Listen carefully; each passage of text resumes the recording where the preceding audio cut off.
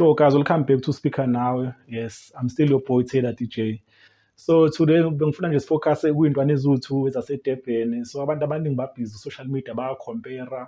Abanye bathi uTony uDope, abanye bathi uSimamane, abanye bathi uSimamane ufana noBhu, like usanda like uBlakey, usanda like uNasty C. So kuningi nje, but ngifuna ukufocus kubona bobabili because I think abanye abantu abawu-two right now abayiphethe i-hip hop yase-KZN right now. So ngizoqala nje ngoTony because mina between the angifuni ukuba-compare nami, but I have to say this between them.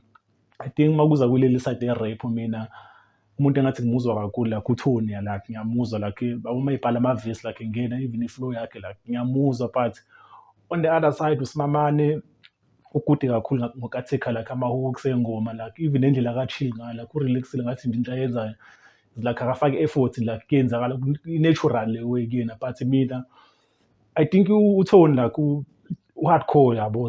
So mina as umuntu ophinde ebe like i-hardcore fan I think uyena umuntu engimuzwa kakhulu right now, but I think in a long run between them I think uSimamane uzoba bigger than uTony because unalo lento ebizwa nge-commercial appeal like even nakuma-interview like yabo like umuntu we-TV like ufriend ma-podcast like lento nje yenzakala easy kuyena. Awuzukufana like uTony angikamboni kuma-interviews amaningi kakhulu, but there is one interview I think be around April before wenza ama-changes e-radio station. So uTony ubekade invite u-DJ Lebo, so uDJ Lebo bekade hosta enye i-hip hop show lapha eGagasini.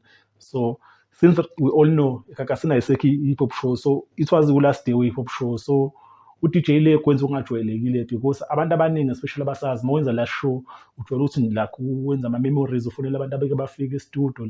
So yena udecide ufonela uTony like amtshela ukuthi mamela ntwana uyi-future ye-hip hop and thina sesidlala i-role yethu because u-DJ Lebo kade ekhona la kuleya platform for isikhathi eside and ubaphuthile on amajita amaningi. So betshela uTony ukuthi ndoda no, this is i-chance yakho, thina as ama-OG sishiya la nathi sithathile sayiphusha i-hip hop sayishiya lapho, but right now I think wayekhombisa uTony ukuthi like uyena muntu like okumele ethathe izinto ey'beke phezulu. So e-KZN right now I think abantu abawu-two ama-social smele uTony noSimamane. So I think uTony like kule side le-hip hop uyena muntu o-strong kakhulu, but-ke uSimamane uyaphila kakhulu and nalento ye-beef le I think lento abantu because sekukhona i-beef between uBlakey noSimamane because after I think wenze i-interview noZinga laphana ku-Chop It with Buddha T laphana. So after the interview uBlakey beno-DJ wakhe, ono-DJ wakhe lo osangana kakhulu lo, so babhala ama-tweet-ke be-responda-ke because babeyibonile i-interview le yakhe. So I think leyo nto yamenza uSimamane wathola attention eningi kakhulu, so abantu abaningi bafuna ukumlalela because there's even one guy engimrespectayo uSbo. So uSbo uhosta i-hip hop show yaseKhosini FM, naye ngeke ngezwa nje naye esha ama-comment anesti ngale ndlela kwi-show yakhe, which I think engekho responsible as umuntu oku-platform enkulu njengoSbo because bathi uSimamane maye-rapper ngesiZulu usanda like uBlakey, maye-rapper like nge-English so usanda like uNasty C. So abakhona ukuyithola le side lakho uthi yena ubani. So I think i-identity yakhe bathi akakayitholi la. So I think leyo comment maybe iqiniso, but mezosho umuntu ohosta i-show i-hip hop show kuKhozi FM eninabalandeli abamiliyoni, I think kube lo Simamane bengayona intwana e-strong like maybe lento bizomshaya because like ngizola ngathi abantu abaningi ba-against yena. So even noma ezolalela eradweni iphinde uthole lo ma-comment I think leyo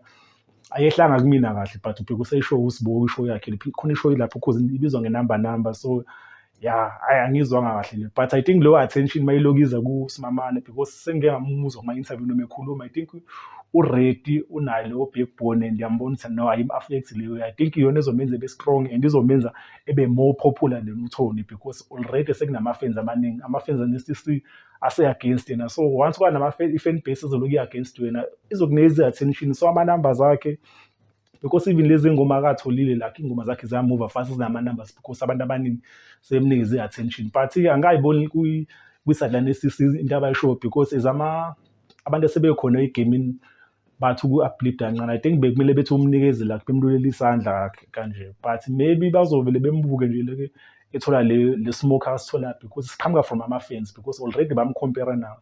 Ukhompera no-Nasty C, ukhompera no-Blxckie. And leyo nto yokukhompera kumina like because u-Nasty C no-Blxckie like those guys are big like even ngoba sikhuluma right now uBlxckie bekade enza i-cypher kuma-beats. U-Nasty C wenza ingoma no-T.I. nobani like so mina if I was uSimamane ngikhompera nabantu ababhig kanje bengeke ngize ngibe offended because labantu babhig and baphuma eDurban bobo-2 and ngine-show nabo ubukele kubona uSimamane esakhula so like I think i-motivation but naye makuhamba isikhathi maybe usafuna ukuwuthola na but I think semi-attack-eke kakhulu but nje mina between them I think uThoni yena engimuzwa kakhulu so nje bengifuna nje si-highlight leyo two because I think i-spotlight right now silandela bona eDurban even nase-South Africa like because ngike ngabona there is one interview ngike ngayibona yaThoni eyenza lapha eCape Town khona i-podcast ka-DJ Switch kade iyona lapha so kade ekhuluma ukuthi like ufundele kuphi I think wathi Maritzburg College so wafundela khona lapha I think wayethola i-scholarship se-cricket nakhona ngathi na ne-cricket waye-good nakhona washiya phansi wafocusa la so I think i-spotlight isikubona and I think iy'ntwana ziphethe izona ey'phethe into elandelayo because right now there's no one umuntu o-bubbling under so I think the two ukhona umuntu ozoba i-bigger star kuyona and ngokwe-opinion yami I think uSimamane uzoba bigger because of lama reasons engiwabalile so yeah bekuyileyo nje iside leyo but anyways uspeaker nawe samdlala uThoni samdlala uSimamane asiqinile and I think bobo-two bayakudeserve ukuthi-ke bethole ama-numbers the fan base yeah uThoni nje naye kumele zame ukuthi ebe-appealing because uSimamane I think uyavela ngempela and iyona lento emnikeza ama-numbers amaningi because ama-podcast ubona la yonke indawo and I think uwumuntu we-T_V la yeah so nawe uThoni nje like ku-TikTok ukhona and stuff ayenza ama-interview but I think uSimamane more appealing kunoThoni but-ke umbono wami lezi u-speaker nawe nami so yeah stay tuned to speaker nawe iseza i-content enye awe.